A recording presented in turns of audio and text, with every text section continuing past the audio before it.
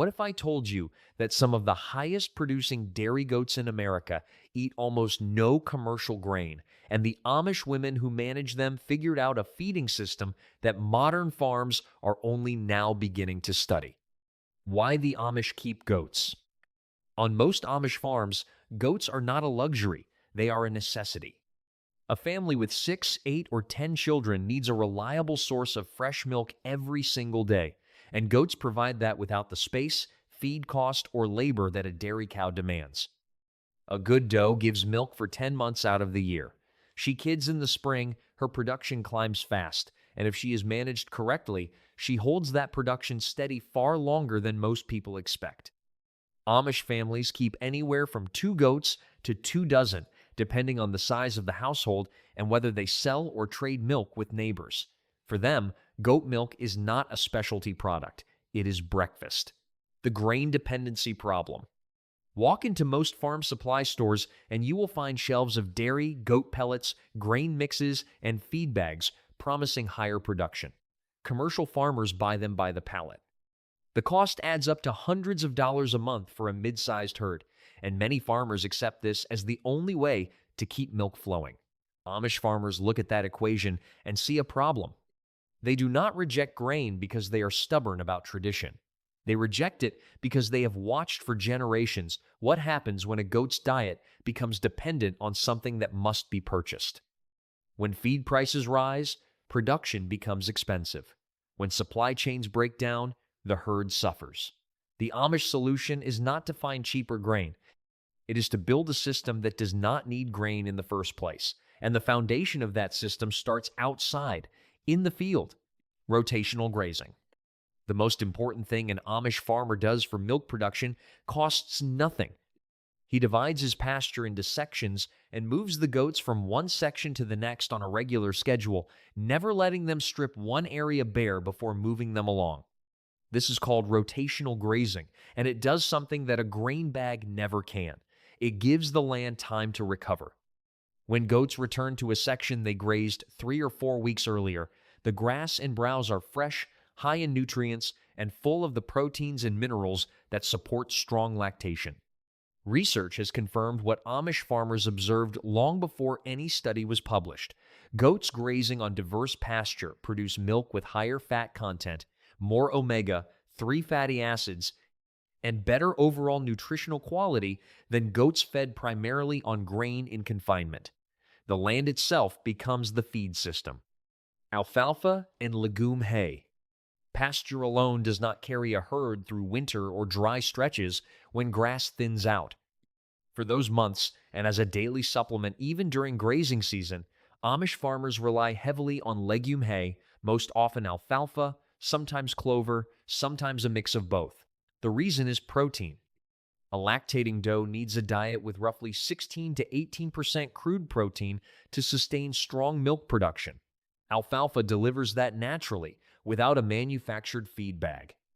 Amish farmers cut and store their own alfalfa hay when they can, baling it in late summer and stacking it in the barn before the cold sets in. When they cannot grow enough themselves, they buy alfalfa hay from neighboring farms, often trading labor or goods rather than cash. The key distinction is this: they are buying a whole plant, something grown in soil, not a processed pellet manufactured in a factory. The goat's digestive system handles real forage far better than concentrated grain, and the rumen stays healthier as a result, which directly supports consistent, sustained milk output through the full lactation cycle. Black oil sunflower seeds. One of the most widely used additions in Amish goat feeding is something that costs almost nothing to grow and even less to store.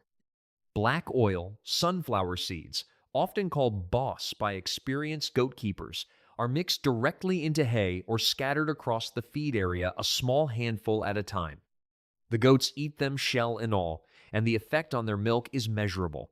Sunflower seeds are high in vitamin E, zinc, selenium, and healthy fats.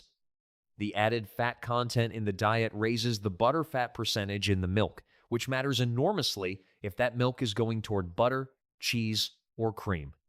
Families that churn their own butter know immediately when the butterfat is up, the color is deeper, the texture is richer, and less milk is needed to produce the same amount of butter. The coat of the goat also changes.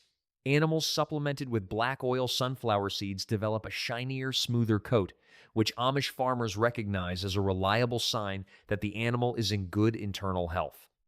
A healthy animal in good condition always produces more milk than one that is merely surviving on minimum nutrition.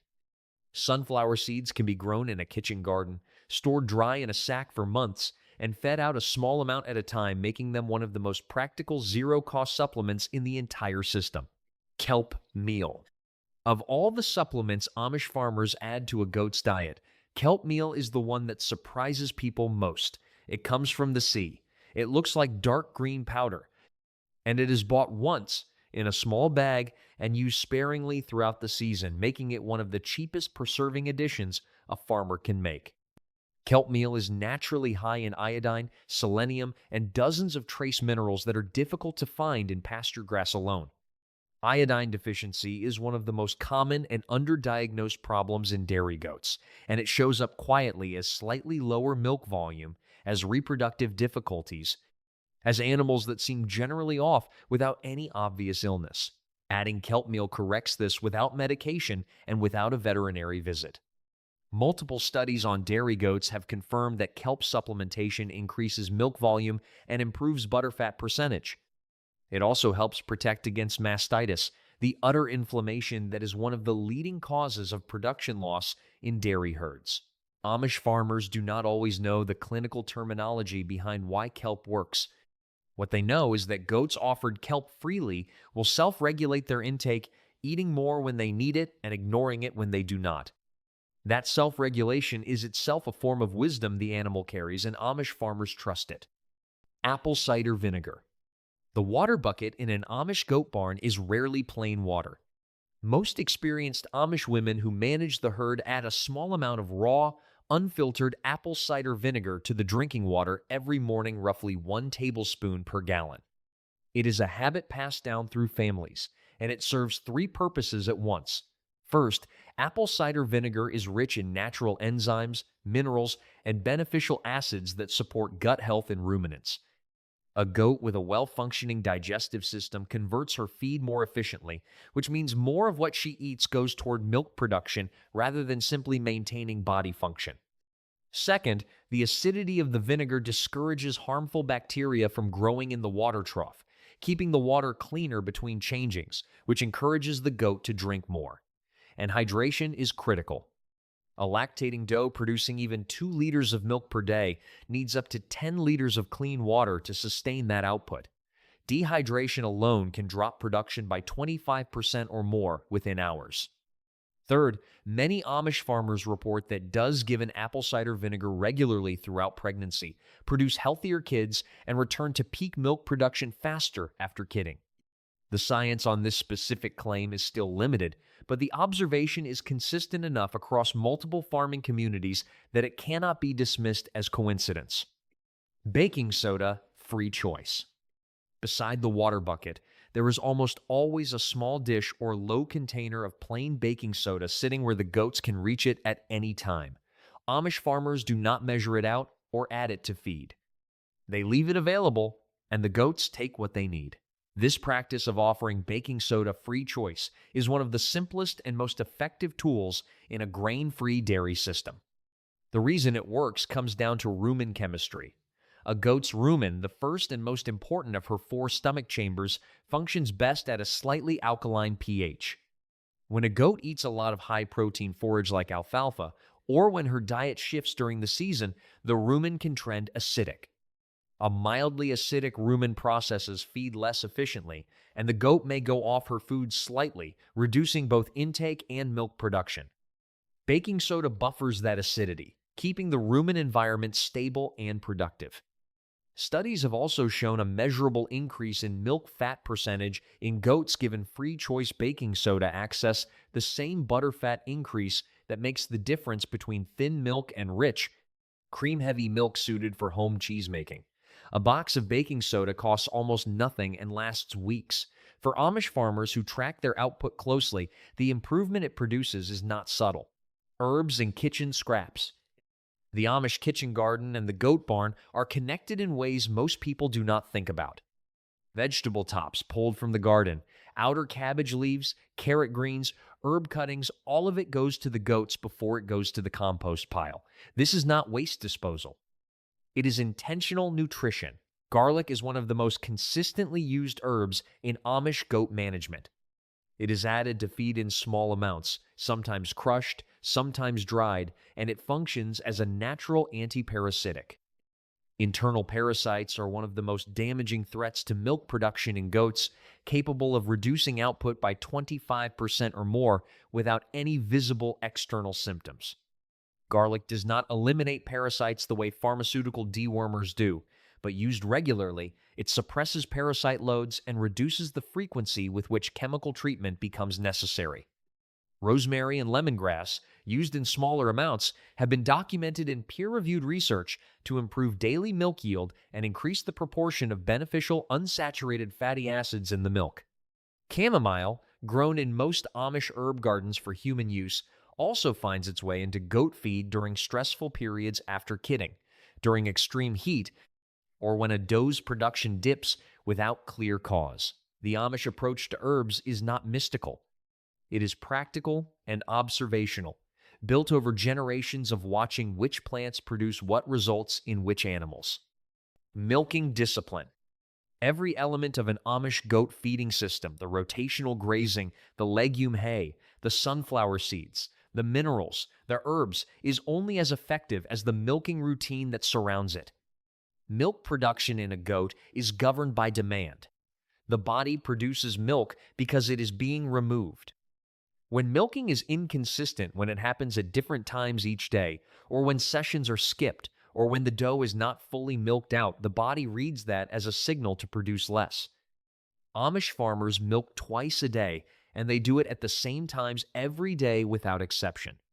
The morning milking and the evening milking are events on a fixed schedule, not adjusted for weather or convenience, or because the day got busy. This consistency signals to the doe's body that demand is stable, and the body responds by maintaining production. Full milking is equally important. Leaving milk in the udder at the end of a session signals the body that demand dropped, and production begins to decline within days. Amish women who manage their herds closely know by feel when a doe is fully milked out, and they do not finish a session until she is. When combined with everything else in this system, the diverse forage, the natural supplements, the herbal additions, a strict twice-daily milking schedule at consistent times is what converts all of that nutritional work into the maximum amount of milk the doe is capable of producing. The feed builds the capacity. The milking discipline collects it. For centuries, before commercial agriculture turned farming into a supply chain, people fed goats what the land and the kitchen provided, and those goats gave milk abundantly. The Amish did not discover something new. They preserved something old. Their grain-free feeding system is built on layered logic. Rotational pasture maintains the nutritional quality of the land, legume hay carries protein through the lean months, sunflower seeds raise fat content, kelp meal corrects mineral deficiencies that most farmers never even diagnose. Apple cider vinegar keeps the gut and the water supply clean, baking soda stabilizes the rumen, herbs manage parasites and support production, and strict milking discipline turns all of that preparation into consistent output. None of these inputs are expensive. Most of them can be grown or produced at home. The Amish are not exceptional because they have access to something others do not. They are exceptional because they pay attention to the whole system rather than reaching for a bag of feed to solve one problem at a time. Modern dairy research is beginning to catch up with observations that Amish farmers have held for generations, that diverse forage, natural mineral supplementation, and herd consistency produce animals that are healthier, longer-lived, and more productive than animals raised on grain dependency. The next time someone tells you that you need to spend more to get more out of your animals, remember that somewhere in Lancaster County or Holmes County or Elkhart, a woman is pouring raw vinegar into a water bucket, setting out a dish of baking soda, scattering a handful of sunflower seeds, and walking back inside to start the morning's work, and her goats are producing more milk than anyone's buying grain to match.